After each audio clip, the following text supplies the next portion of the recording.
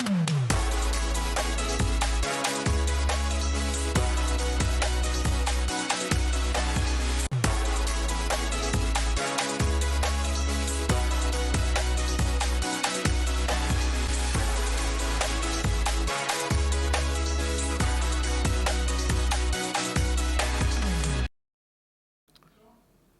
à tous, il est 12h30 et c'est parti pour le ZCL News de ce jeudi. Jeudi combien, Imad 14, oui. Bon, alors dans un instant, on va recevoir Mme Nagapin, Audrey Nagapin, qui est responsable de l'économie circulaire. Oui. Mais on va parler des trophées de rencontre du développement durable tout à l'heure. Ensuite, on va recevoir, on a plein d'invités aujourd'hui, on va recevoir une photographe qui va faire une exposition, elle s'appelle Madame Labise, c'est son prénom, son prénom c'est Jocelyne. Artiste photographe fait nous une expo dans les jours qui viennent. Médard Troupé parlera des mailloleurs en créole maillolet du moule, c'est des danseurs particuliers avec des grands bâtons. Enfin, il va nous expliquer ça. Julien Dalle, le créateur de Oui, sera aussi notre invité. Puis on va terminer avec Sandy Kelly, la chronique S2M. Sinon, l'actualité, c'est Ima News. Oui, bonjour à tous. Alors aujourd'hui, au sein de l'actualité, on va voir le lancement de la commission extra-régionale de la jeunesse. Un point a été fait par rapport au plan d'action jeunesse. On va pouvoir développer ce sujet. On parlera ensuite du congrès des cadres qui a eu lieu aux Abîmes, la 2e édition. On fera un hommage à Titeka Beauport, ce grand monsieur, ainsi qu'à Gérard Loquel, qui sont 2 figures de la Guadeloupe qui sont partis récemment. Et on viendra sur Serge Letchimy, qui a rencontré sur Paris plusieurs ministres. Et donc, voyons déjà le bilan positif du plan Action Jeunesse déployé sur la Guadeloupe. Ce plan permet aux jeunes d'être accompagnés dans leur projet entrepreneurial. Et on voit un reportage d'Olivier Félix qui nous permet de voir ce bilan positif ensemble. Aujourd'hui, nous accompagnons sur une année, nous avons 1035 jeunes qui sont suivis par les conseillers du plan Action Jeunesse sur les 3 zones. Donc on couvre vraiment l'ensemble du territoire et nous impactons également les jeunes via les réseaux sociaux où chaque jour on peut se dire que ce sont plus de 4000 jeunes qui reçoivent des offres de formation, des offres d'emploi, des bons plans pour les jeunes et qui peuvent contacter directement les conseillers du PAGE pour tout accompagnement, tout suivi. Voilà, donc on ne travaille pas seul, on est en collaboration avec un ensemble de partenaires tels que le Pôle emploi, la mission locale, qui d'ailleurs était présent aujourd'hui, le CRIJ. L'idée c'est vraiment de multiplier finalement les acteurs qui sont sur le territoire, qui ont eux-mêmes des dispositifs et apporter l'information aux jeunes. J'ai pu bénéficier justement de différents dispositifs, en fait de l'accompagnement du PAGE qui m'ont fait découvrir plusieurs dispositifs tels que leur collaboration avec le Pôle emploi et l'ASP. C'est ce qui m'a permis d'ailleurs d'embaucher une assistante de gestion. Donc c'est dans le cadre du CIE, si je ne me trompe pas. Et ils m'ont également fait découvrir un autre dispositif qui est très intéressant en collaboration avec la SIG et c'est ce qui m'a permis en tout cas d'accueillir un local aujourd'hui. Qui c'est que les jeunes qui pourront parler des problématiques de jeunes? C'est pour ça aujourd'hui qu'on a réuni justement ces jeunes qui sont d'horizons différents, qui ont des aspirations différentes. On les a réunis justement pour réfléchir sur des thématiques qui vont eux-mêmes choisir et pour pouvoir réfléchir sur ces thématiques et produire des pistes de solutions pour pouvoir faire en sorte que la jeunesse puisse s'épanouir en Guadeloupe. En intégrant cette commission, j'ai surtout espoir de pouvoir accompagner la jeunesse, permettre de s'épanouir et de s'émanciper et surtout prendre place donc, à la société guadeloupéenne que nous tenons à développer et donc pouvoir donner des idées, pouvoir activement participer au projet qu'aura cette commission et pour moi un atout vraiment favorable. Nous avions promis à la jeunesse de mettre cette commission en place, de manière à réfléchir, à faire des propositions pour développer effectivement de l'activité sur le territoire. Mais entre-temps quand même, depuis 2017, nous avons le plan Action Jeunesse qui fonctionne, avec beaucoup de jeunes de plusieurs quartiers, plusieurs communes de la Guadeloupe, qui font un travail considérable, qui ont déjà rencontré, je dis vraiment, reçu plus de 2000 jeunes dans des bureaux, soit au Molorisé ou à Basse-Terre, et qui ont rencontré près de 10 000 jeunes sur le territoire, car j'ai voulu que ces jeunes aillent dans les quartiers, au fin fond de chaque commune, discuter avec les jeunes, leur faire comprendre qu'il n'y a pas que la rue, mais que la région être à leur côté pour pouvoir les permettre effectivement de construire leur avenir, de faire des formations, de passer le permis. Et c'est une très belle réussite aujourd'hui, vous le voyez dans l'hémicycle, les jeunes sont contents. Donc aujourd'hui, je pense qu'on ira encore plus loin avec la commission extra-régionale de la jeunesse, où nous avons essayé de trouver un jeune dans chaque commune pour nous faire des propositions d'actions à mener sur le territoire de la Guadeloupe pour les jeunes. Et nous ferons tout, je ferai tout pour pouvoir les accompagner. L'idée, c'est vraiment de pouvoir développer, en fait, accompagner les jeunes pour les pousser à partir pour mieux revenir. Voilà pour ce bilan positif du plan Action Jeunesse et de cette commission extra-régionale qui permet aux jeunes d'être accompagnés de la meilleure façon possible dans leurs projets. On va voir ensemble maintenant la deuxième édition du Congrès des cadres qui a lieu sur les abîmes, l'occasion de parler de transition énergétique, écologique. On voit un reportage de Charlie Dagonia. Avec ma délégation ressources humaines, donc je travaille en proximité avec l'ensemble des agents, mais plus particulièrement avec les cadres. Et je peux vous dire que nous avons des cadres aux abîmes très performants. La preuve vous a été donnée, la ville est régulièrement primée pour ses actions, tant en matière de transition écologique, tant en matière d'économie d'énergie, tant en matière de numérique. Donc il y a véritablement un travail qui est fait et qui est reconnu sur le plan local des cadres de la ville des Abîmes. Et ça, je m'en réjouis et je les félicite au quotidien. À chaque fois que j'ai eu l'occasion d'être en contact avec eux. Je dirais, même si on fait employer une expression un peu automobile, ils sont à fond la caisse. Puisque bon, là, ça n'a pas hésité. Vous voyez qu'ils sont très nombreux. Nous avons beaucoup de cadres, nous avons des jeunes. Nous voulons aussi rester dans l'inclusion, puisque nous parlons des personnes à mobilité réduite, des personnes atteintes d'handicap. Nous voulons absolument que tout le monde s'y mette pour pouvoir pouvoir changer cette société-là, trouver un nouveau paradigme. Et donc tout cela, c'est d'une importance considérable pour nous aux Abîmes, qui sommes souvent les premiers à vouloir montrer le chemin pour que les autres collectivités, les autres collègues, la population puissent voir autrement la vie. Puisque bon, aujourd'hui, nous voulons lutter contre le gaspillage alimentaire, nous voulons lutter contre le gaspillage énergétique. Nous avons passé nos véhicules, nous sommes en train de passer de plus en plus nos véhicules en véhicules écolos, c'est-à-dire véhicules électriques, véhicules hybrides. Tout cela, nous sommes en train de revoir notre organisation pour simplifier les procédures et aussi perdre moins de temps. Ma direction est en plein dans cette thématique puisque je suis directrice de l'écologie et du tourisme. Donc il faut qu'on aille, on doit faire de l'information. On travaille beaucoup avec certains acteurs qui sont proches de cette thématique-là, le Parc national de Guadeloupe, le Conservatoire du littoral, le pôle relais zone humide.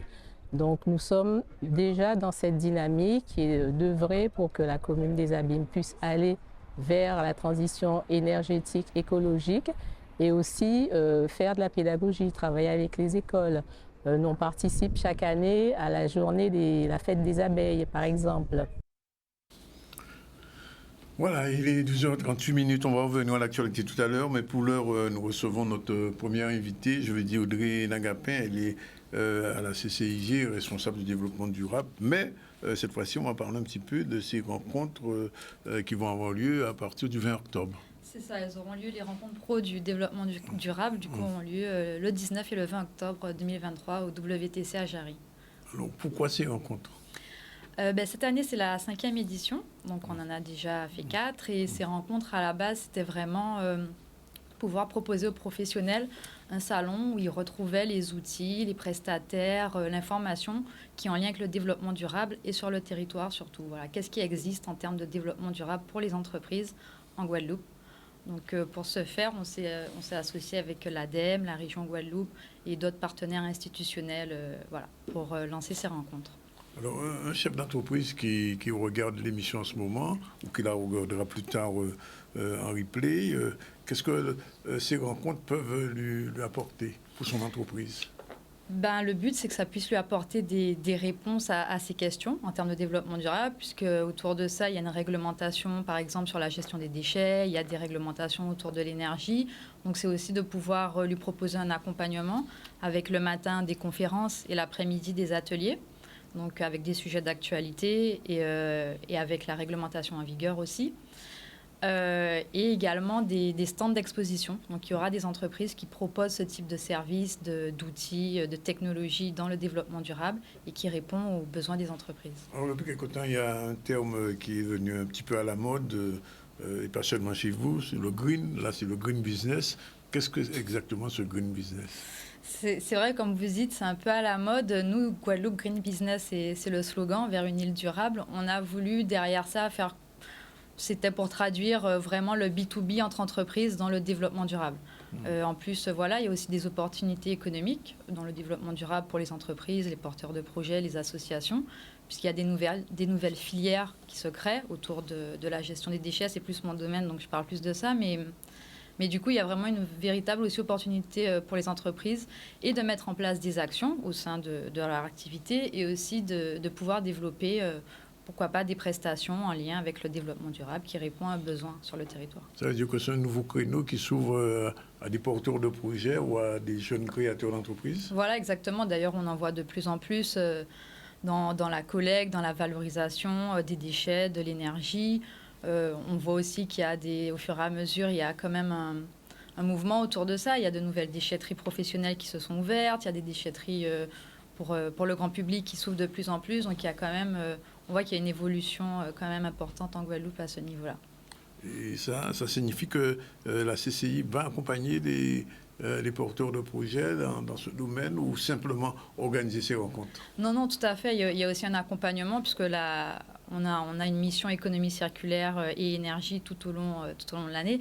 Donc, on propose aussi des accompagnements aux entreprises pour quand elles veulent mettre en place des actions ou aussi pour les inciter, par exemple, avec des opérations collectives.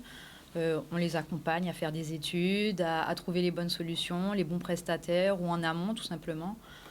Sur la partie achat, prévention des déchets, on les accompagne vraiment à mettre en place les actions. Et aussi limiter la pollution ? Et tout ça permet effectivement de limiter la pollution, de limiter leur impact sur l'environnement. Oui. Tout à fait. Alors, donc, ces rencontres, alors, comment ça se passe ? C'est-à-dire que les gens doivent s'inscrire ou alors se présenter directement ça se passe au World Trade Center, ce que je vois. C'est ça. Comment ça s'organise pour un chef d'entreprise qui voudrait venir à ces rencontres ? Alors, effectivement, ils peuvent s'inscrire en amont. Comme ça, ils peuvent choisir les ateliers, les conférences auxquelles ils veulent participer. Donc, sur le site Internet, les rencontres Pro Durables, où il est tout à fait possible aussi de se présenter le jour même.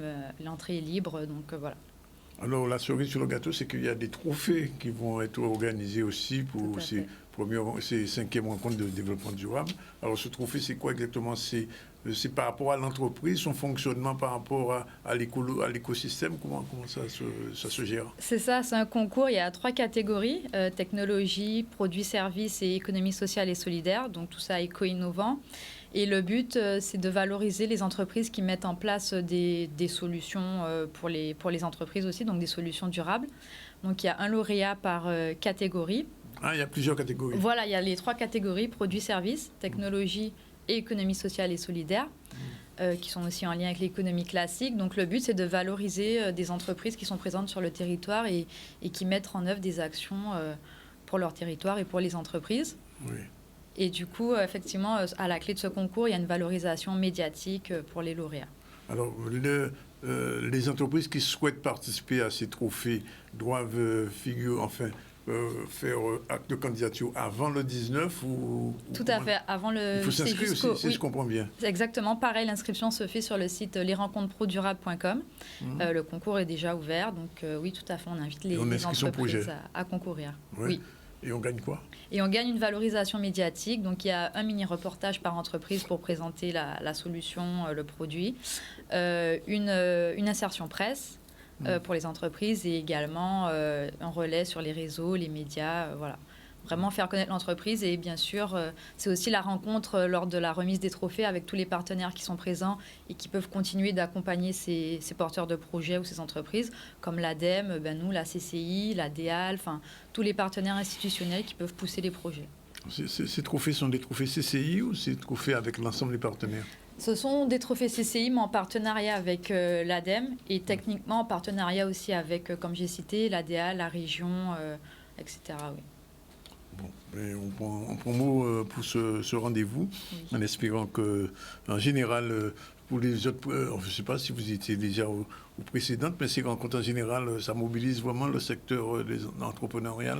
Oui, après, malheureusement, on a pu faire les 2 premières éditions étant en présentiel. Après, à cause du Covid, voilà, on a dématérialisé, mais on avait mobilisé 200-300 personnes sur les 2 jours. Quand même, oui. Donc, oui, les gens avaient répondu présent. Je pense qu'il y a quand même un questionnement et c'est un véritable espace d'échange aussi pour rencontrer d'autres acteurs, d'autres initiatives, s'inspirer, se mettre à jour sur la veille réglementaire et voilà. Oui, ça signifie que aujourd'hui, au sein de l'entrepreneuriat guadeloupéen, la question du développement durable est vraiment prise en compte aujourd'hui. Moins de pollution, peut-être moins de climatiseurs et plus de brasseurs d'air. Enfin, je dis ça comme ça. Oui, non, mais c'est vrai, c'est de plus en plus pris en compte, notamment même pour les nouvelles entreprises. On voit que dès la création, elles le prennent en compte. Après, c'est vrai qu'il y a quand même quelques contraintes réglementaires où il y a des entreprises qui sont, entre guillemets, obligées de s'y soumettre. Mais il y a quand même une vraie volonté des entreprises, comme j'ai dit, puisque maintenant, les solutions sont en face. Il y a les prestataires qui existent, il y a des solutions de valorisation, de collecte.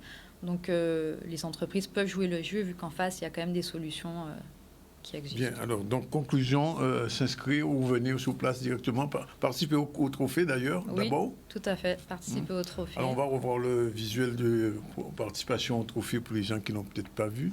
Et avant, il y a un autre visuel avec, exactement, déposez vos candidatures donc, sur les rencontres les rencontres produrable.com, voilà, si vous êtes intéressé. Et donc, ça va se passer du 19 au 20 octobre. Oui, c'est ça, 19 au 20 octobre. Nagapin, je vous remercie. Merci. Et merci d'être venu. 12h46 déjà. On a le temps de développer un troisième titre ou pas? Oui, on a le temps. On peut parler justement de Joseph Citekabopor qui nous a quittés. C'était un entrepreneur guadeloupéen qui s'était investi dans de multiples domaines, à la fois la bijouterie, mais pas que. Il a eu une vraie part dans le monde économique de la Guadeloupe. On voit un reportage de Solène Fèvre et de Sabine Rome qui ont fait un hommage à cet homme entrepreneur. Voilà. Papa était un amoureux de la Guadeloupe, au sens large du terme. Et c'est vrai que c'était un homme de conviction, de courage et d'engagement. Et c'est vrai qu'il a été au bout de tout ce qu'il a entrepris, que ce soit sur le plan familial, que ce soit sur le domaine de l'entreprise, effectivement, où il a été à l'origine du groupe familial que j'ai l'honneur de diriger aujourd'hui. C'était un ami, vraiment un ami frère. C'était un de nos mentors à Abimao.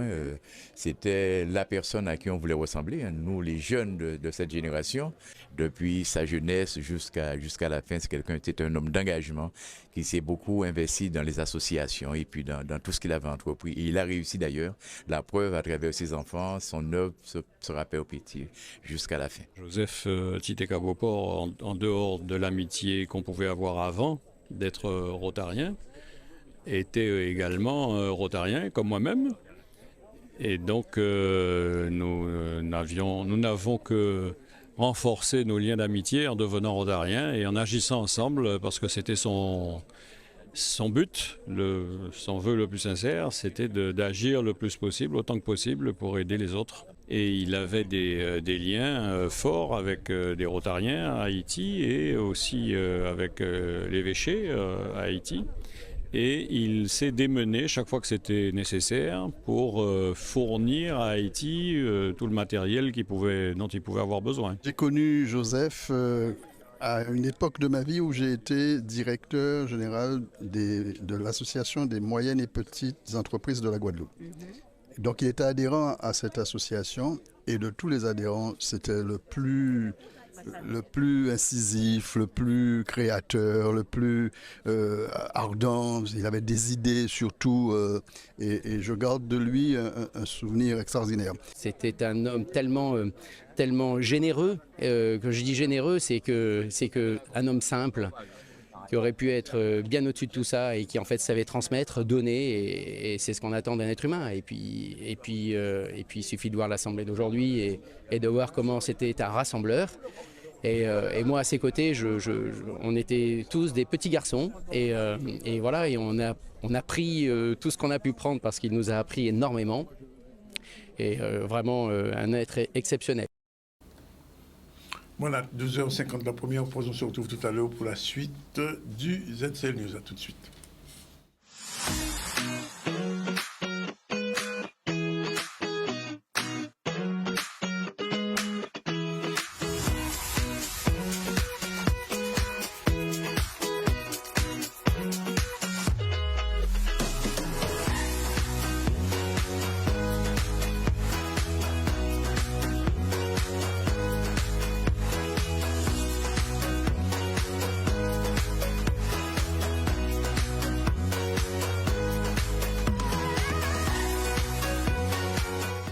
Voilà, c'est déjà la deuxième partie du ZCL News. On va recevoir dans un instant Madame Labise, Caroline. Bonjour. Bonjour. Artiste photographe. Un peu plus tard, on va recevoir un chef mayolais. Mais avant, on revient vers Ima News pour un retour sur l'actu. C'est parti.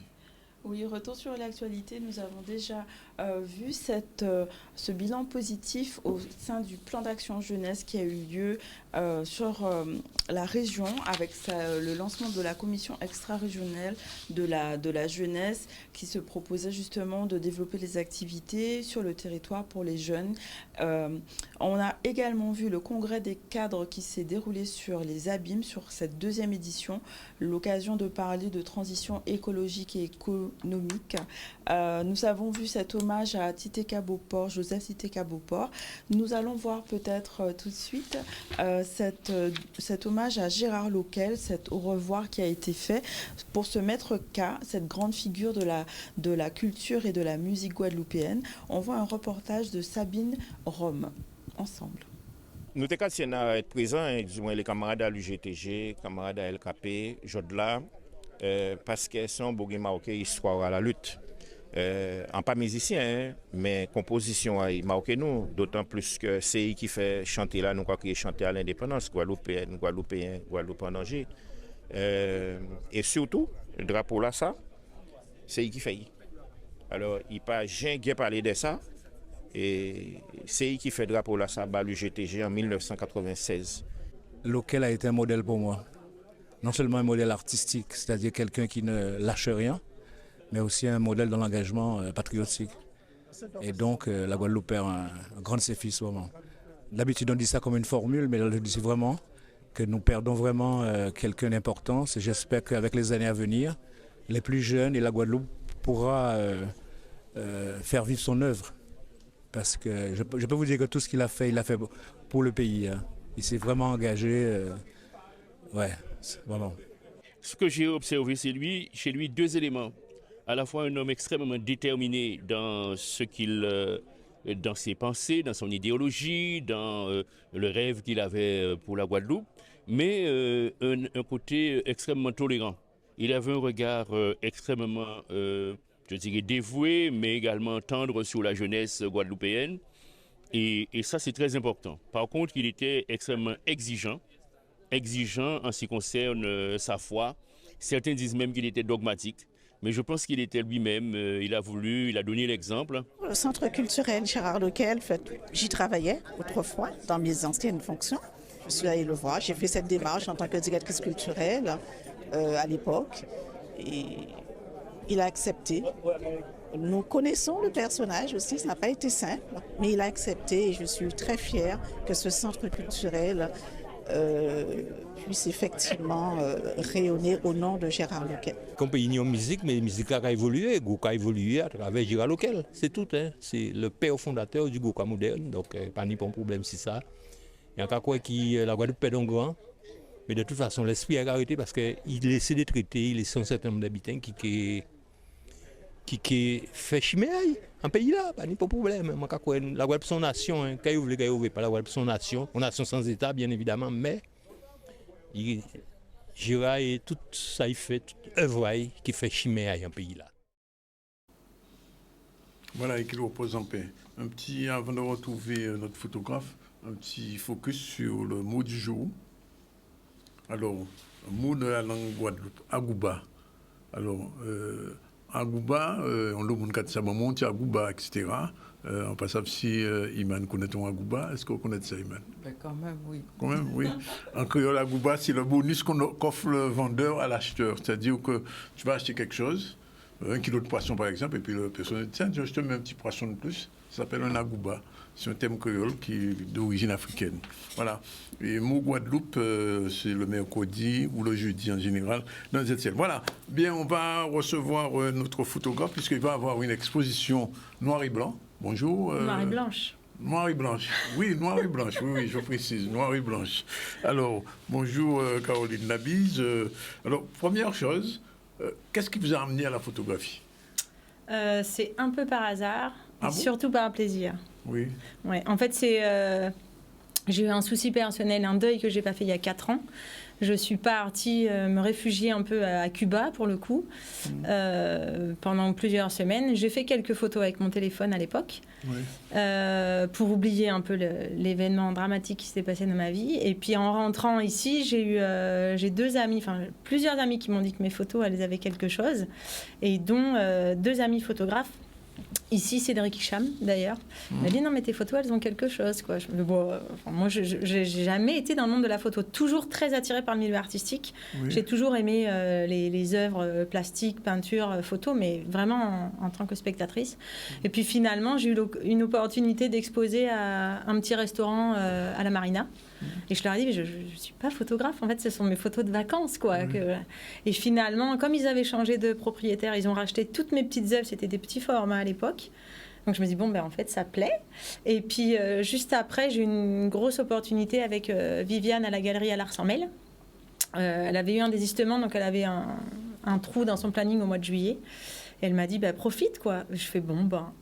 allons-y. Et puis finalement, ça a vraiment démarré comme ça, il y a 3 ans, l'aventure. J'ai fait les 2 premières années. 3 ans, et puis les 2 premières années avec mon téléphone seulement. Oui. Et ce qui m'a vraiment permis de me lancer, au-delà des Viviane à la galerie l'Arsenmel et puis les amis qui m'ont boosté, c'est que j'ai eu l'occasion de faire des photos pour des musiciens en allant à des concerts. Encore une fois, en tant que spectatrice, que je suis une grosse consommatrice de musique, j'en ai fait 2-3 comme ça. Pareil, elles ont plu. Puis finalement, les musiciens m'ont sollicité et puis ça s'est vraiment enchaîné comme ça, quoi. Ça veut dire que vous êtes formé, auto-formé? Alors là, complètement. Autodidacte totalement. totalement, et je ne suis pas du tout, et sans complexe d'ailleurs, mais je ne suis pas du tout technique. Depuis, je me suis quand même acheté un appareil sur conseil d'un ami pro, mais on ne peut pas dire que je le maîtrise techniquement. Ce que je veux faire progresser, c'est mon œil et mon regard. Techniquement, je veux pas... les pommes de lumière, tout ça... Quand on me parle de trucs techniques... Je maîtrise un petit peu maintenant, mais voilà, je viens de me mettre juste aussi à Photoshop, ça fait quelques mois. Je vois bien que ça permet de faire évoluer son travail. Mais au départ, c'est comme un musicien. C'est pas parce qu'il a une très bonne guitare qu'il va très bien jouer. Oui. C'est d'abord en soi, et un photographe, c'est d'abord un œil. Après, évidemment, la technique va permettre de faire progresser tout ça. Alors ça veut dire quoi, la tête dans les étoiles et les pieds sur terre? Eh bien, j'essaye d'avoir mon équilibre dans ça. C'est l'intro de ma bio, ça. Oui, oui. Ouais, en fait, les pieds sur terre, parce que j'aime bien être dans la réalité, et puis il y a des réalités qu'on ne peut pas ignorer, en fait. Et puis la tête dans les étoiles, parce que, alors je ne sais pas si c'est le côté artiste, mais je suis assez... pas idéaliste, mais je suis de nature très positive et j'essaye de voir toujours les belles choses qui nous entourent, mais au quotidien, en fait. C'est pas... moi, je veux pas des paillettes et des strass et des bijoux. Non, c'est juste le plaisir du quotidien, des petites beautés simples qu'on va plus regarder, en fait. Oui. Voilà. Alors, quand vous prenez votre appareil, vous dites, bon, ça y est, je vais shooter aujourd'hui.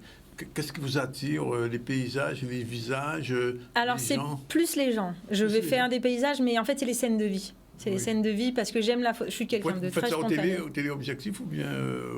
J'ai mon petit appareil photo, mais bien souvent j'ai mon téléphone, en fait. Oui. Et en fait, le meilleur appareil photo, c'est celui qu'on a sur soi. Hein. Hier, je suis allée au marché et il y avait tout un stock de patates douces qui étaient rangées dans des sacs avec des petits cordons vert, jaune, rouge. Et en fait, j'ai trouvé ça magnifique. Et j'avais que mon téléphone avec moi et la photo. Ouais, c'est parti. C'est parti.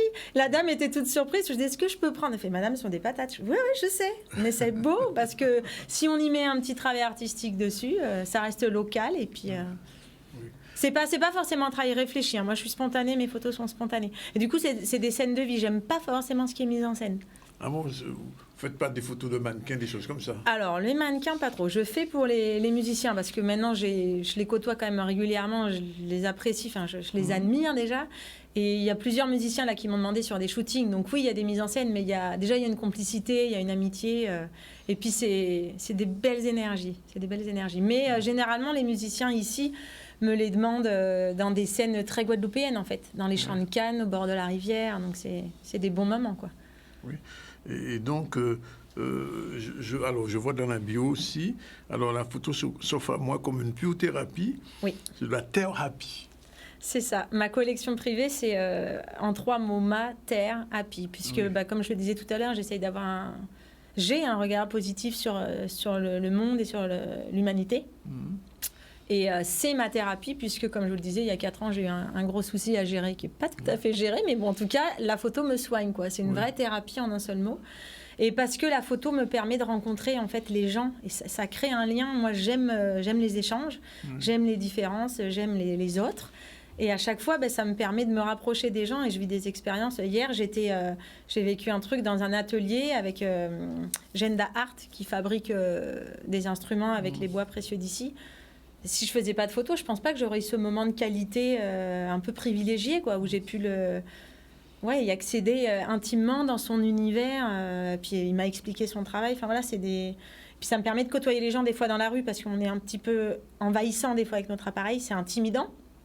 La dernière fois, j'ai pris une dame inconnue à un Léose, une dame, une Antillaise magnifique, assez âgée, magnifique, qui portait un petit bébé en fait. Et la scène vraiment, c'était beau. Je lui ai demandé si je pouvais la prendre en photo. Je ne sais absolument pas ce que je vais faire de la photo. Et au final, j'ai envoyé cette photo à sa fille, donc la mère de l'enfant. Et elle m'a dit merci parce qu'en fait, grâce à la photo, elle a revu, enfin, elle avait en fait oublié que sa mère était si belle. Ah. Et voilà, je me suis dit, hop, rien que pour ça, c'est beau, quoi. C'est juste beau. Alors, il y a des gens qui aiment beaucoup voyager, on les appelle les globe-trotteurs. Oui. Et vous êtes une globe-croqueuse. Alors, c'est quoi la différence? C'est ma meilleure amie qui m'avait dit ça, Lise. En fait, c'est que je croque la vie et... alors, je ne croque pas les gens, mais je croque la vie, je croque les moments. Donc oui, globe-trotteuse parce que je vadrouille pas mal, mais croqueuse parce que c'est ce côté-là un peu spontané, je vais vers les gens. Quand je voyage, c'est souvent un petit sac à dos, je tape à la porte des gens et je dors chez eux, quoi. Et donc la thématique de l'expo, parce qu'il faut qu'on dise le petit mot sous même, c'est noir et blanche. Alors blanche, j'ai compris, noir. Noir, c'est plutôt Nico. Blanche, ce sera plutôt moi. Mais c'était aussi un clin d'œil à la photo parce que majoritairement, alors lui, c'est cliché, c'est très noir et blanc. Moi, souvent, c'est noir et blanc avec une petite touche de couleur. L'expo, il y aura un tout petit peu de couleur pour moi. Mais Nicolas, je pense que ce sera que noir et blanc. Mais moi, mon travail, principalement, c'est ce qu'on appelle la désaturation partielle. Donc, c'est tout du noir et blanc avec un élément en couleur. Mais après, c'était aussi une touche musicale sur les touches noires, les touches blanches. Et puis, ça a été un titre que j'ai proposé spontanément, que Nicolas, il a validé spontanément, et que l'équipe de The Factory, pareil, ils ont dit spontanément, noir et blanche, ça le fait. C'est sans lourdeur derrière, c'est spontané, c'est léger. Ça nous correspondait, parce que l'expo, elle est assez spontanée. Hein. Alors, c'est demain le vernissage, combien de photos? On devrait en avoir une trentaine. On va accrocher ce soir. Et donc demain, à partir de... Quel format vous avez fait ça? Ça va aller du 50 par 70 à... Je crois que Nico, il m'a dit que c'est du 90-120. 70 c'est des grandes choses quand même. Ouais, c'est des... Nicolas, il fait souvent des grands formats. Moi, c'est comme ça que je l'avais rencontré. C'était à son expo dans le hall de l'ARS à l'époque. J'étais pas du tout photographe et j'avais été à son expo. J'avais adoré parce que c'était un regard sur la Guadeloupe. Enfin, il y a un regard sur la Guadeloupe, puis il y a un regard vraiment photographique, puis c'est des grands formats. Je me dis, waouh! Mais c'était absolument sans savoir que 3-4 ans plus tard, j'avais cette opportunité d'exposer avec lui. Moi, je suis ravie parce que c'est grâce à l'équipe de Factory qui nous ont créé cette opportunité d'exposer ensemble. Et le courant passe bien, il est hyper ouvert. Et l'idée, c'est d'avoir des regards complémentaires. On n'est vraiment pas dans la confrontation. C'est un regard d'un Guadeloupéen avec le regard d'une fille qui arrive de l'Hexagone, moi qui suis plus naïve en fait. Il y a des scènes de vie, on n'a pas forcément le même écho, on n'a pas la même culture, on n'a pas la même histoire. Regard, d'ailleurs. Et on n'a pas le même regard. Oui. Mais au final, d'un point de vue photographique sur une expo, ça reste harmonieux, quoi. Oui. Mais alors, vous avez choisi 30 photos de tout ce que vous avez. J'imagine qu'on est photographe, on a des milliers. Comment vous avez établi ce choix? Sous quels critères? Alors moi, j'ai fait mon choix ce matin. Là, j'ai laissé ma maison. C'est ce matin? Ouais, parce qu'on accroche ce soir. Mais encore une fois, c'est une expo qui s'est... Enfin, on l'a fait spontanément. je sais que ça va s'harmoniser parce que Nicolas, il est hyper ouvert. L'équipe de The Factory, c'est pareil. Moi, tout me va, entre guillemets. Tant qu'on a les esprits ouverts, tout va bien s'imbriquer. Visuellement, c'est majoritairement du noir et blanc, donc ça sera harmonieux. Et puis, ça reste, c'est uniquement un regard sur la Guadeloupe. Donc, de toute façon, il y a cette thématique-là. C'est sur le territoire, sur des scènes de vie, sur les habitants, sur des savoir-faire, des paysages. Donc, tout sera beau puisque c'est la Guadeloupe. De toute façon, l'expo sera belle. Et ça va continuer, le shooting, continuer à photographier? Oui, je me lance encore plus activement qu'avant là, dans mon activité parce que ça me guérit pleinement et puis ça m'éveille, en fait. Donc, c'est la deuxième étape après la guérison, c'est Bon, c'est une thérapie, c'est la photothérapie, c'est pas de la photographie. C'est ça, c'est de la photothérapie, on pourrait dire ça. Mais c'est plaisant autant pour moi qui en fais que pour les gens, je pense, qu'en fait, on arrive à mettre un regard... Les gens n'ont pas forcément une bonne estime d'eux ou de leurs compagnons. Et au final, quand on fait des photos, après, on revoit les scènes de vie. Et la semaine prochaine, j'ai un shooting à l'EHPAD de Port-Louis. On m'a sollicité, le thème, c'est « Vieillir ensemble, une chance à cultiver ». Mais rien que le titre, et c'est pas moi qui l'ai choisi, hein, rien que le titre, voilà, je vais prendre les grands moons, et je sais qu'il va y avoir des expressions, ça va être magique, quoi. Et la photo permet d'avoir un univers super varié. Je fais de la reproduction d'art, je fais pour des modèles, je fais pour les musiciens, Donc ça y est, maintenant, vous êtes photographe.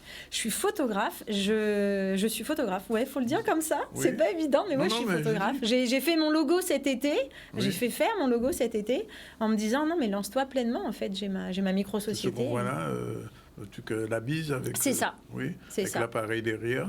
Avec le petit appareil derrière. Et on peut en vivre de ça?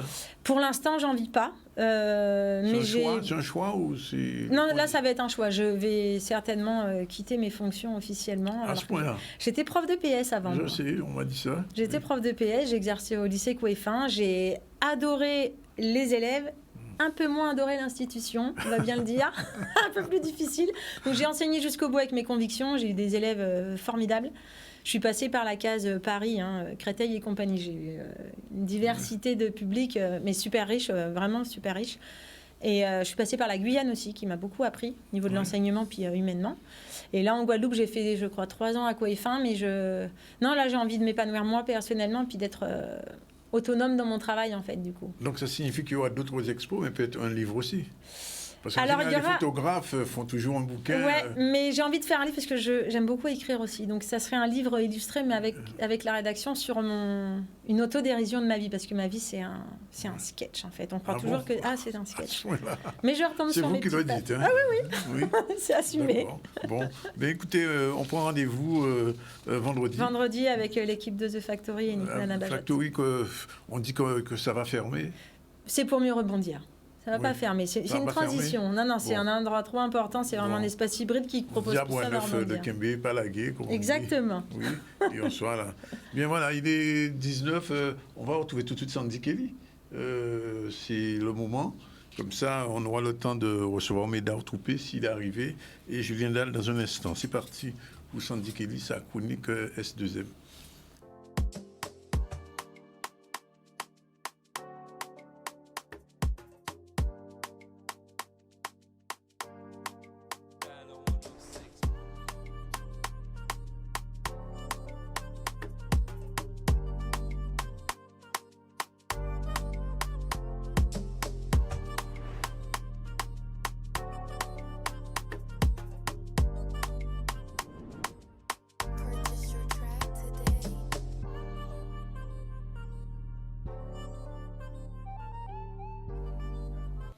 Bien, bonjour à tous. C'est la rentrée du ZCL, c'est la rentrée de toutes les chroniqueuses et c'est la rentrée aussi de Sandy. Bonjour. Bonjour Danick, bonjour à tous. Tu nous as manqué, tu sais ça? Oui, même ça m'a manqué aussi. C'est vrai? Pratiquement 2 mois quand même. Hein. C'est long, hein? C'est long. Bon, alors, aujourd'hui... Alors aujourd'hui, je reprends avec la rubrique musique. Culture, je reçois un musicien, un jeune talentueux. Oui. Il est percussionniste, mais pas que. Il va nous en parler justement. Bonjour Andy. Bonjour à tous. Bonjour Sandy. Bonjour Monsieur Organis. Bonjour, merci d'être là. On reçoit souvent des musiciens avec elle, donc c'est pas étonnant. Voilà. Et ça percussionne. Merci d'avoir accepté Andy cette interview. Et si on commençait par le commencement, comme on dit, on va dresser une petite biographie d'Andy, puisque quand j'ai reçu ça, je me suis dit quand même. Hein, Dani, qu'est-ce que tu connais Andy, année de classe? Je connais de son. De son. D'accord. Alors, Andy, tu es né à Créteil. Est-ce que tu peux nous parler un petit peu de ton parcours? Parce que tu es issu d'une famille de musiciens. Ton père, Gaston Jean-François, grand percussionniste, membre fondateur du groupe Akio. Oui. Voilà, donc tu as un très beau parcours. Andy, est-ce que tu peux nous en parler un petit peu? Alors, tout a commencé donc, à 8000 km, donc né à Créteil. Effectivement, père de mon défunt papa, Gaston Jean-François, qui était un percussionniste, précurseur également, parce que il me semble que c'est lui également qui a amené le djembé K en Guadeloupe, et également membre fondateur du groupe Akio, mais que je n'ai pas connu, c'est-à-dire quand il est décédé, j'avais 1 an et demi, même pas 2 ans.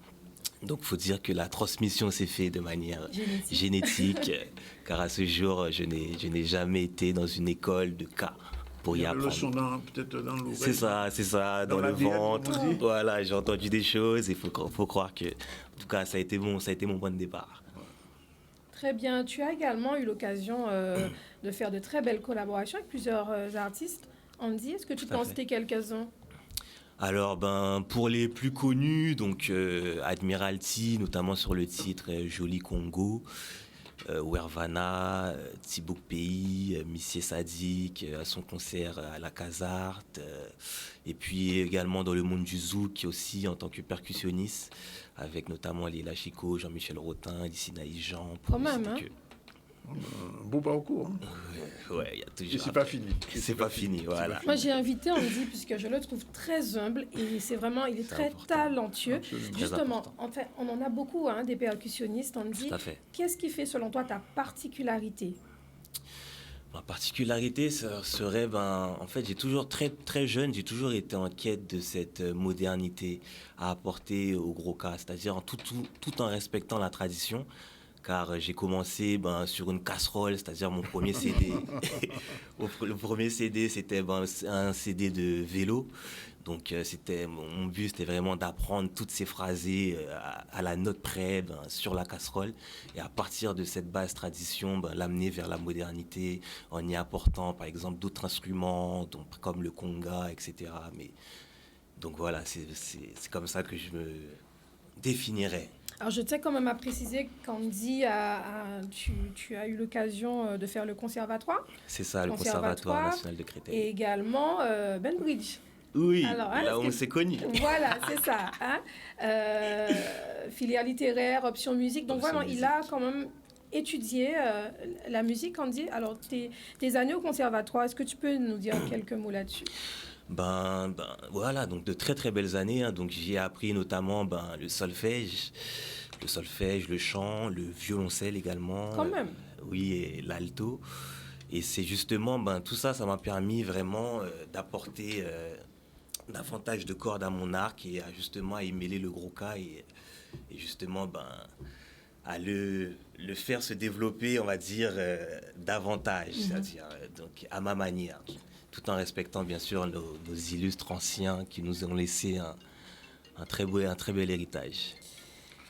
J'ai envie de poser une question quand même. Oui.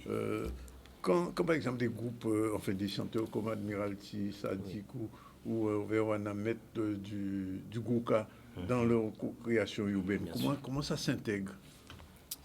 Alors généralement ce sont des artistes qui ont déjà une idée de ce qu'ils veulent, du résultat final. Donc, comment ça se passe? Donc, on arrive en studio, il me donne entre guillemets l'idée qu'il souhaite développer, et bien sûr moi, c'est le sentiment bien sûr, et c'est à moi de le retranscrire sur le cas.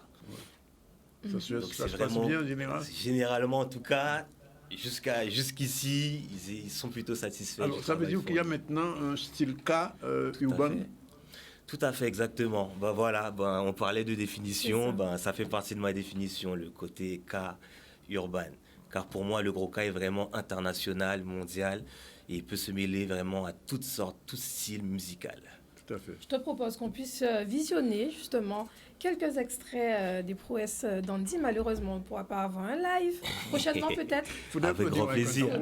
Avec grand plaisir. On va visionner un petit peu.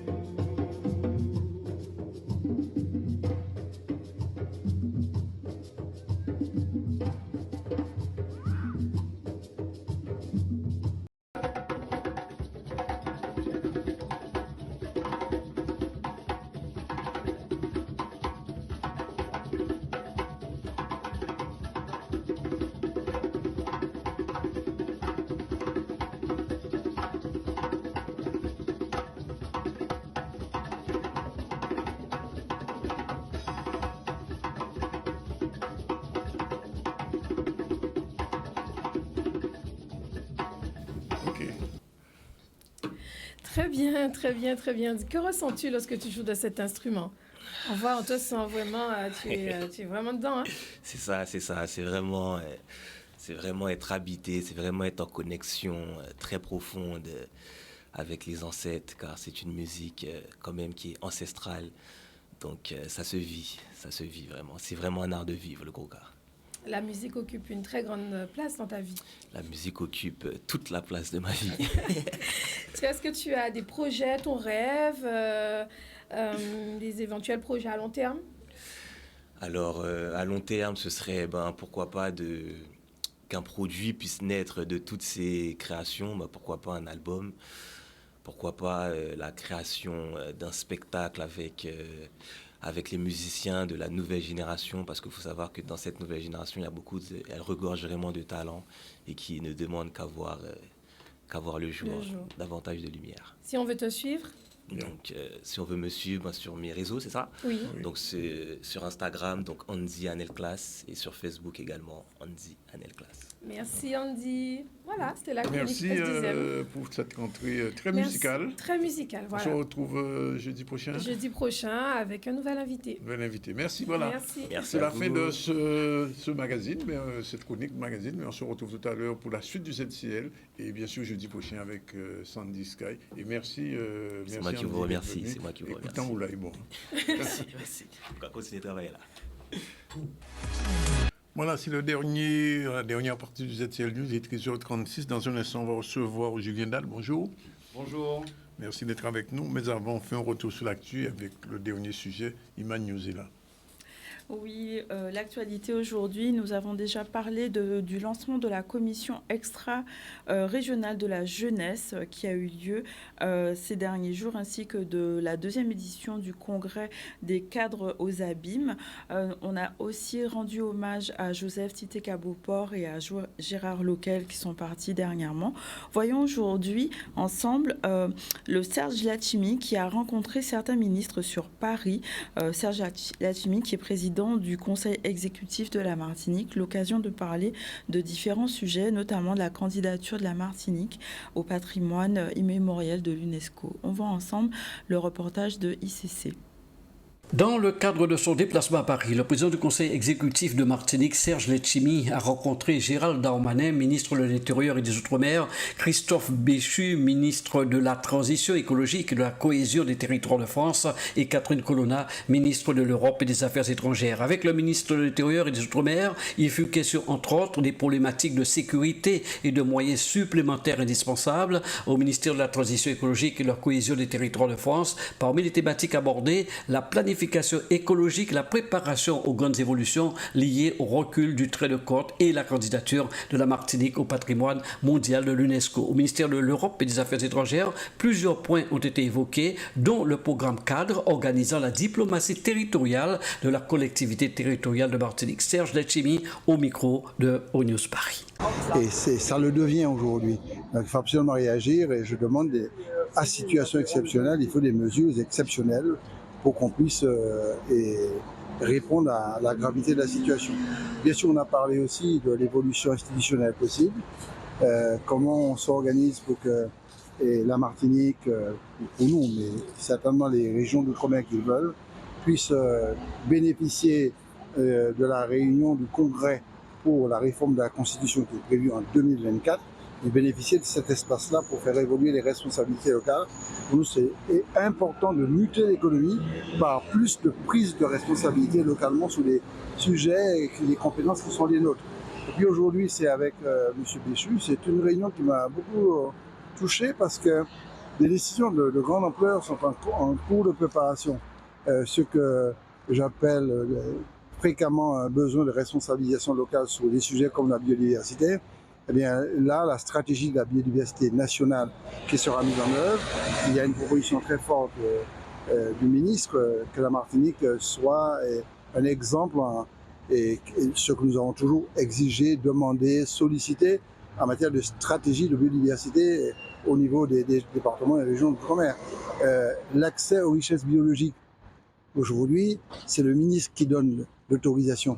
Ce qui peut être considéré comme régalien, mais il y a un texte qui dit clairement qu'il est possible de donner à la collectivité territoriale le droit et d'autoriser l'accès ou pas aux richesses biologiques. Voilà, 13h40, je voulais dire, on reçoit Julien Dalle, créateur et réalisateur de la série Wish, qui est la deuxième série, enfin la suite de la première série va être mise en place ces jours-ci. On a reçu Métis avant hier. Julien, merci d'être là, mais avant, un petit mot quand même sur ce cinéaste pionnier de la Guadeloupe que tu connais bien. Ben oui. Christian Lara. Je pense que en fait, depuis la mort de Christian Lara, beaucoup de gens m'envoient des messages sur mon téléphone en me souhaitant des sincères condoléances. Donc, je pense qu'ils savaient que j'étais proche de lui, comme si c'était un membre de la famille. Oui.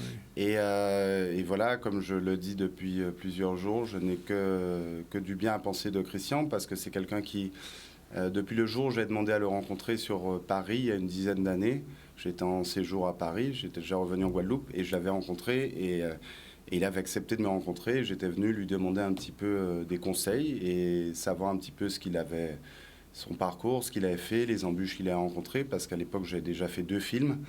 Et je trouvais important d'échanger avec ce pionnier du cinéma pour un petit peu savoir quelle vision il avait de la suite de sa construction et la suite des conseils qu'il avait pour les plus jeunes générations. Et depuis cette rencontre, il y a 10 ans, il y a eu 10 années où on a cessé d'être proches. C'était quelqu'un qui avait, comme tout le monde le sait, un franc-parler. Mais ce que je peux dire, c'est que c'est quelqu'un qui a beaucoup accompagné un certain nombre d'entre nous. Il ne le médiatisait pas trop, mais il a énormément accompagné. Il nous a mis en lien les uns avec les autres. C'est lui qui m'a présenté Jean-Marc Césaire, par exemple, avec qui j'ai fait pendant des années des projections avec mes ciné-clubs tout autour de la Guadeloupe.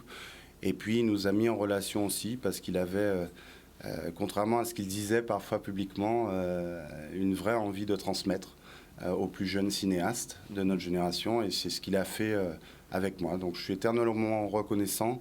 Je pense que c'est un grand Guadeloupéen et je pense que la pierre qu'il a apportée pour nous permettre, nous, de nous voir à l'écran, qu'on essaie de perdurer maintenant, c'est une pierre fondamentale pour notre peuple antillais et je pense qu'on se rendra compte encore plus dans les années à venir. Si nous, on arrive à apporter notre pierre aussi à ce cinéma antillais, on se rendra compte d'autant plus le travail exceptionnel qu'il a fait. Merci pour cet hommage nécessaire. Et donc, on va parler un petit peu de Wish, puisqu'il y a eu 2 épisodes de la série. Et ça y est, la suite est en route. On va être en route. Oui, c'est-à-dire qu'on a tourné en septembre 2022 les 2 premiers épisodes en Guadeloupe. C'était une semaine de tournage. Et là, on va tourner pendant 5 semaines les 8 autres épisodes. Donc la série sera une série de 10 épisodes de 26 minutes qui sera diffusée sur Canal+ Antilles pour les abonnés en mai 2024. Et l'ensemble des Guadeloupéens et des Antillais et des gens d'outre-mer en général pourront la voir, cette série en clair, j'ai envie de dire, comme on dit, dans tous les Outre-mer, donc en Guadeloupe, sur Guadeloupe Première, en septembre 2024. Donc voilà, donc c'est un tournage qui va être extrêmement complexe, mais on s'y est bien préparé. Et voilà, comme je l'ai dit, on a une équipe de personnes 100% guadeloupéennes. On va, pour ces 8 autres épisodes, les réaliser avec Dimitri Zandronis et Marc Boy. Donc on va les co-réaliser.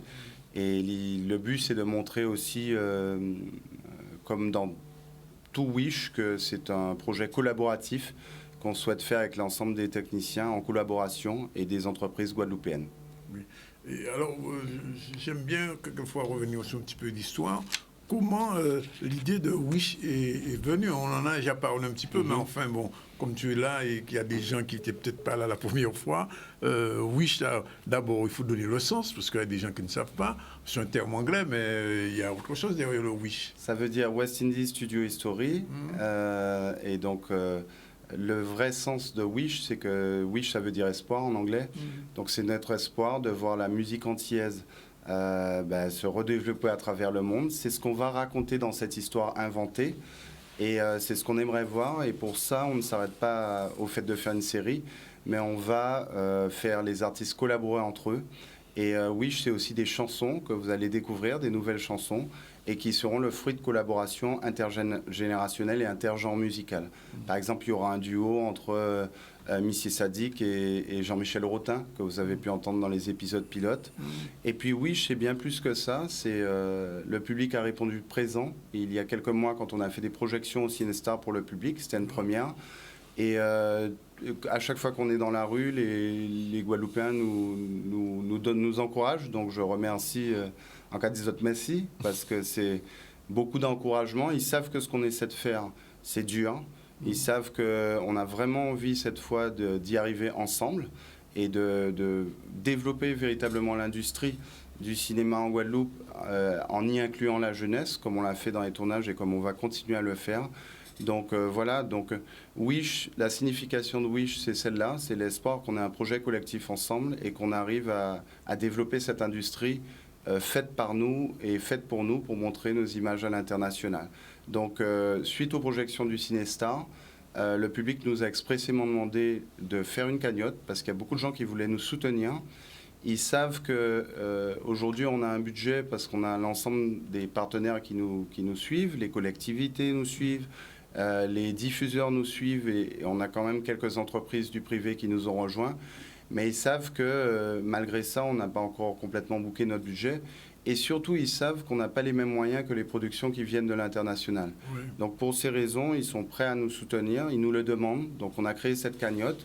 Pour ceux qui le souhaitent, ils peuvent aller sur Google en tapant Wish la série cagnotte. Et donc ils accéderont à notre cagnotte et puis ils peuvent donner ce qu'ils veulent, 1 euro, 2 euros, peu importe.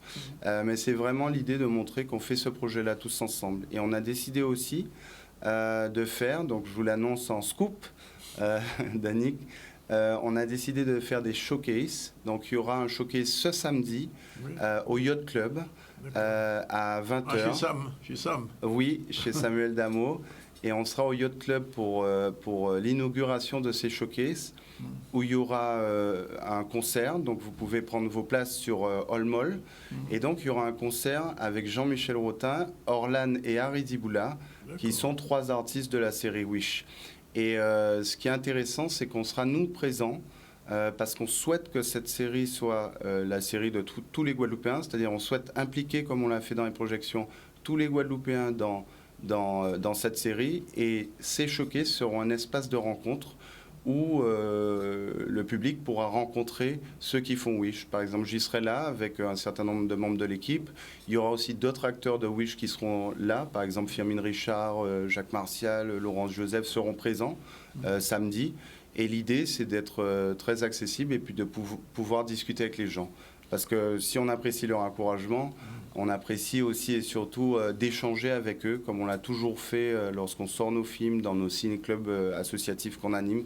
C'est vraiment le contact avec le public pour sentir que c'est ensemble qu'on est en train de créer cet événement fort. Et il y aura d'autres showcases tout le long du tournage. On verra ces showcases dans la série? Alors non, c'est des showcases, c'est des concerts qu'on va faire. Donc on ne les verra pas dans la série, ils ne font pas partie des images de la série. Mais on va continuer avec 5 autres showcases qui seront cette fois à la Creole Beach, qui est notre partenaire. Et ces showcases seront toujours à partir de 20h, donc il faut voir les dates. Ce sera souvent les samedis ou les vendredis. Et donc on aura des showcases avec Passy, le chanteur très connu du secteur A, qu'on a la chance d'avoir sur la suite de Wish. Il y aura 2 showcases avec Francky Vincent. Et il y aura aussi un showcase avec Sly, qui sera très très bien accompagné de Lycine Jean, Rachel Allison et Jacques Darbo. Il y aura un dernier showcase avec Thierry Cam. Donc voilà, donc l'idée c'est vraiment de continuer cette série Wish, non seulement la série télévisée, les chansons qu'on va offrir au public, des concerts qui seront toujours sur le signe de l'intergénérationnel et de l'intergenre musical. Voilà, pour avoir ces rendez-vous avec le public, parce que encore une fois, tout ce qu'on fait depuis 15 ans dans le cinéma, c'est pour créer des espaces de rassemblement et d'échange. Alors, c'est une question qu'on m'a posée l'autre jour après la visite, le plateau avec Métis. Est-ce que dans Wish, il y aura de la musique traditionnelle? Absolument. Dans Wish, il y aura de la musique traditionnelle. C'est-à-dire Begin Goka, etc. Absolument. Il y a Raymond Pater-Taurin notamment, qui a rejoint Wish et qui va avec des jeunes tambouillés, qui va faire une scène. Et dans cette scène, il y aura aussi Éric Kozak qui va chanter. Dans les épisodes pilotes, il y avait déjà François Ladrézeau. Et puis, il y aura aussi, si vous voulez, Wish, ça va être... dans la saison 1, on ne pourra pas tout mettre, mais la musique traditionnelle sera bel et bien présente. Et puis aussi, on aura... dans Wish, quelque chose qui me tient particulièrement à cœur, parce que si vous vous souvenez, dans mon film Retour au pays, il y avait déjà Winnie Kaona et un bel hommage à la Begin. Donc il y aura dans Wish, je ne peux pas vraiment dire toutes les chansons, mais on va aussi revisiter des chansons. Donc on va revisiter West Indies de Patrick Saint-Éloi, donc ça c'est plutôt du zouk.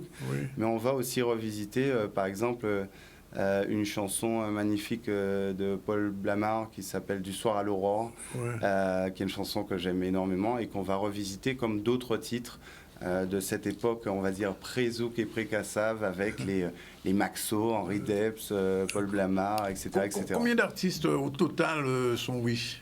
Alors, il y avait une quarantaine d'artistes déjà dans le pilote qui étaient sur l'affiche à Pointe-à-Pitre. Et aujourd'hui, je peux vous annoncer qu'on aura une quinzaine d'artistes supplémentaires. Donc 55 Voilà, donc ça va aller de tout genre. Il y aura Gisèle Pinault, par exemple, pour la littérature. Il y aura, comme on l'a dit tout à l'heure, Raymond Pater-Thorin qui va faire une belle prestation de danse avec une jeune danseuse, toujours ce côté intergénérationnel. Et puis il y aura des nouveaux artistes comme Passy, comme Sly, comme Lissy Nice Jean, comme Rachel Allison, comme voilà. Donc on a un Sly qui va nous rejoindre. Donc on essaie toujours de faire venir un maximum de personnes. Il y aura Orlan qui va nous rejoindre. Donc hommes comme femmes, toute génération, tout type de genre musical. Parce que Wish, encore une fois, c'est l'espace où on veut rassembler tout le monde. Alors, ça signifie que le tournage commence dans ces jours-ci et la première diffusion, théoriquement, si tout va bien? Eh bien, la première diffusion, ce sera en mai 2024, parce qu'après ce tournage qui commence lundi, et on commence avec le lancement, avec la conférence de presse qui se fera à la Créole samedi à 18h. Le premier rendez-vous avant lancement du tournage, ça va être le premier showcase, comme je vous l'ai dit, à 20h au Yacht Club avec Jean-Michel Routin, Orlan et Harry Diboula. C'est un concert. Et puis après, on rentre dans le vif du sujet. On commence le premier jour de tournage lundi prochain au Casino du Gosier. Et après, on est parti pour 5 semaines de tournage jusqu'au 20 octobre. Voilà, donc ça va être très sportif. Il y a plus de 145 intermittents du spectacle et techniciens sur ce projet.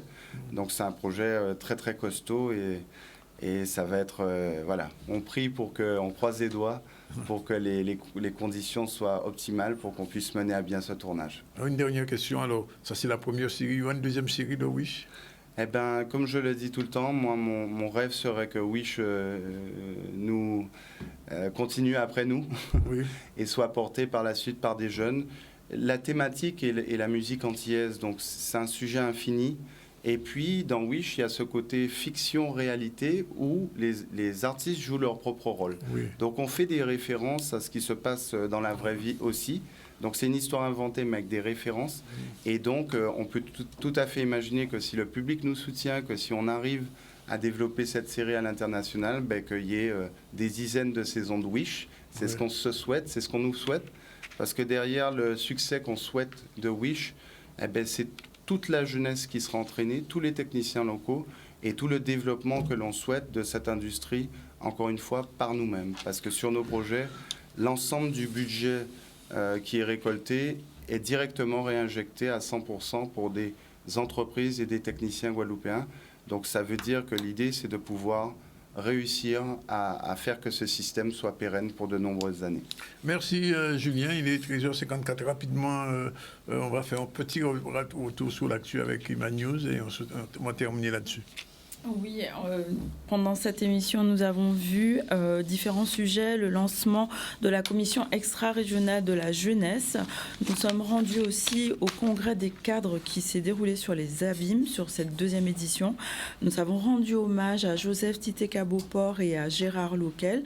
Et nous sommes allés avec Serge Latchimi sur Paris nous entretenir avec différents ministres. Ben voilà, c'est terminé pour aujourd'hui, 13h54. La réalisation était assurée par Jordan. On se retrouve demain à 12h30, comme d'habitude, pour les ZCL News. Bon appétit. Ça m'étonnerait quand même à 14h. Enfin, nous, on n'a pas mangé. On n'a pas mangé. Salut en tout cas à toi et continue le travail, Julien, parce qu'il faut que le cinéma guadeloupéen existe. Merci et à samedi. Bye bye. Au revoir. Je vais bientôt mourir. C'est un monument de la musique antillaise qui vient de nous quitter à l'âge de 70 ans. J'espère que tous les Antillais mesurent, sont conscients de cette immense perte. Au-delà du producteur à succès, dont le travail a changé la face de l'industrie musicale, notre industrie musicale. Pourquoi il m'a fait ça? Pourquoi il est parti en mettant dans ce silence? J'ai pris la décision de te léguer les commandes du studio. J'ai bien reçu votre appel. Je comprends la situation. Certes, je compatis, mais je ne romprai pas mon contrat. Toi, tu ne t'approches pas de ma fille. Manquez-moi. Tu me manques. On vous rappellera. Merci beaucoup. Mon salope. West Indies Studios a de graves problèmes financiers. Comment ça? Toi là, ça fait combien de temps là que j'attends mon argent, hein? Il se passe quoi là? Faut en payer moi. Mais c'est tellement haut, gars. Bon, vas-y, Frankie, c'est bon. Et tonton? Vas-y, Frankie. Excuse-moi, mais j'ai une session là. Vous allez m'attendre, je n'ai pas fini. Courage, Edith. Tu es une femme forte. Ça qui arrive. Depuis Fruit de la Passion en 91, il n'avait plus vendu quoi que ce soit. Certes, mais je reste jusqu'à aujourd'hui le meilleur artiste antillais solo de tous les temps. Si ma fille, ça a pété. De quoi tu parles? Non, toi, moi. Ne vous inquiétez pas. On les a à l'œil. Au revoir.